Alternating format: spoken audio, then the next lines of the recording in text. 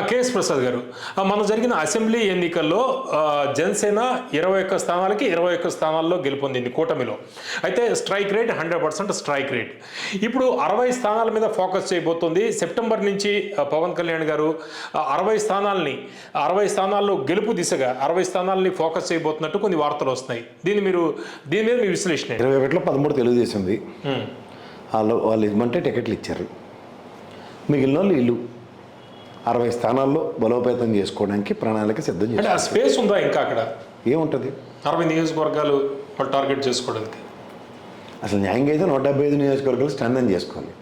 ఇది ఉట్టికెకరలేని స్వర్గానికి ఎగరనట్టు ముందు పార్టీ పెట్టిందే 175 నియోజకవర్గాల్లో కంటెస్ట్ చేయడానికి, 175 నియోజకవర్గాల్లో తన పార్టీ సిద్ధాంతాలతో ప్రజలను కన్విన్స్ చేయడానికి. 2019లో అనుకుంది, 2014 నుంచి చెప్తున్నా కదా. ఆ రోజు ఏదో మొదటి ఎలక్షన్స్లో మొదటి చూడండి ఓం అని రాసి మనం మొదటి పేజ్ వదిలేస్తాం. అది ఇంత గ్యాప్ ఇచ్చి ఎగ్జామ్ రాయడం స్టార్ట్ చేస్తాం. అలా గ్యాప్ ఇచ్చాడు, సంతోషం. 2019లో తగుదనమ్మా అని జుట్లు పీక్కుని బయటకు వచ్చాడు, నేను నిలబడ్డాను అన్నాడు. ఏదో మరి అవతల కమ్యూనిస్ట్ పార్టీని బీఎస్సీ అందరినీ తీసుకొచ్చాడు, నిలబెట్టాడు. 135 స్థానాలు ఎంత నిలబడ్డాడు ఆయన. నెక్స్ట్ ఎలక్షన్ అయింది. మళ్ళీ నా వల్ల కాదు, అసలు నాతో చేతే కాదని ఇప్పుడు మొన్న అయితే లేటెస్ట్ టెక్నాలజీ. అప్పుడేమో 21లో వాళ్ళు ఇచ్చింది దయాధరం భిక్షలతో తీసుకుని సీట్లు ఏమనంటే 100% స్ట్రైక్ రేట్ అంటారు. ఇవన్నీ నాకు అనవసరం. మొదటిసారి జనసేన ఉంది అని చెప్పిన పాపానికి ఆ రోజు మీరు ఊగిపోయి విభజన తర్వాత వచ్చిన తీవ్రతను మాకు దారి మళ్లించడానికి ఉపయోగపడతారు అనుకున్నప్పుడు మీ వల్ల కూటమికి ఊరిగిన ఓట్లు 2%. తర్వాత మీరు తగుదనమ్మా అని ఇండిపెండెంట్గా మమ్మల్ని ఉద్ధరించడానికి నిలబడినప్పుడు గతంలో 6% వచ్చాయి కదా, తగ్గిందంట. 19% 2019 ఎలక్షన్లో 6.5%. ఈసారి కూటమిలో మీ వల్ల 21% స్ట్రైక్ రేటేనా, లేదంటే మీరు 164 స్థానాలు మీ వల్ల గెలిచారని చెప్పినా, లేకపోతే వాళ్ళ వల్ల మీరు గెలిచారని చెప్పినా మాకు ఇవన్నీ అనవసరం. మీరు ఎక్కడేసిన గొంగలి అక్కడే ఉండి 6.5%తోనే ఉన్నారు మీ ఓటు బ్యాంకు. సో ఈ 6.5% ఓటు బ్యాంకు ఈ 14 సంవత్సరాల మీ లెగసీలో, అంటే 2014 నుంచి ఈ రోజు దాకా మీరు పార్టీని పెట్టి నడిపిస్తున్న దగ్గర మీతో పాటు ఇటు అటుగా జనసేన పార్టీతో ప్యారల్గా వైఎస్ఆర్సీపీ అనుకున్న ఒకసారి స్ట్రాంగెస్ట్ అపోజిషన్, ఒకసారి రూలింగ్ పార్టీ, ఈసారి 11కి పరిమితమైన దగ్గర వాళ్ళ ఓటు బ్యాంక్ అయితే నిలకడగా స్థిరంగా 40% ఉంది. ఓటు బ్యాంకే లేని మీరు 60 కాకపోతే 175 మళ్ళీ తర్వాత 3వ ఫేజ్లో మిగిలినవి కూడా కంప్లీట్ చేసుకుందామా?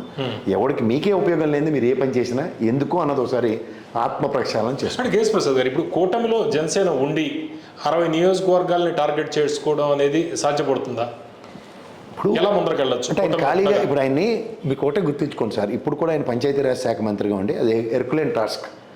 అందులో ఆయనకు పని లేకుండా వేరే రాష్ట్రాలకు వెళ్ళి బీజేపీ తరఫున ప్రచారాలు చేస్తున్నాడని, హిందీ భాష దాని ఔన్నత్యం గురించి అనవసరమైన పొకుడి కబుర్లు చెప్తున్నాడని, ఇవన్నీ మనం అంతా గమనిస్తుంటే ఇప్పుడు దాంట్లో 60 నియోజకవర్గాలకు వెళ్ళి నేను నా పార్టీని నిర్మించుకుంటానంటే వీళ్ళు ఎంతకన్నా హ్యాపీగా వెళ్ళి పక్కెళ్ళి ఆడుకోన్నట్టు వదిలేస్తున్నారు.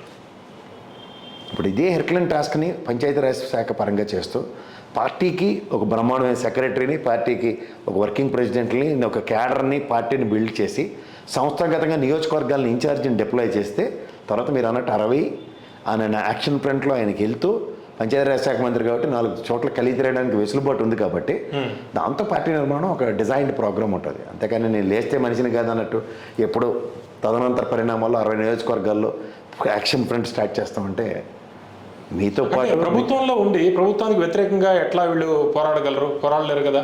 ఇప్పటికే నలిగిపోతున్నారు వాళ్ళు. క్షేత్రస్థాయిలో జనసేన పార్టీ పడుతున్నంత మానసిక సంఘర్షణ ఎవరు పడట్లే. వాళ్ళ పార్టీ కార్యకర్తలు కానీ, వాళ్ళ నాయకులు కానీ, ద్వితీయ శ్రేణి నాయకులు కానీ నియోజకవర్గాల్లో తీవ్ర ఒడిదుడుకుల్ని, అవమానాలని విపరీతంగా ఎదుర్కొంటున్నారు. ఏ సామాజిక వర్గ పరిరక్షణ అనే నేపథ్యంలో పార్టీ గురించి నమ్ముకొని వాళ్ళని ఏదో ఉద్ధరిస్తారు, ఇది చేస్తారు అన్న దగ్గర వాళ్ళు ఎక్కడికక్కడ నిస్త్రాణంగాను నిస్తేజంగానూ ఉన్నారు. వాళ్ళ కిందన ఒక నివురుగప్పిన నిప్పులో ఉన్నది ఆ సామాజిక వర్గం అంతా. బడబాగిని లోపటే దిగమింకుని నాన్న తిప్పలు పడతారు. అందుకే ఆయన రేపు పొద్దున చంద్రబాబు గారు సింగపూర్ వెళ్తే 4 రోజుల పాటు ముఖ్యమంత్రి అట అని జస్ట్ చూడండి చిన్నపిల్లలు ఏడుస్తుంటే చాక్లెట్లు ఇచ్చినట్టు ఇలాంటివన్నీ మార్కెట్లో ఫెయిలర్లు వదిలి కాస్త ప్యాసిఫికేషన్ నడుస్తుంది. But quiet impossible.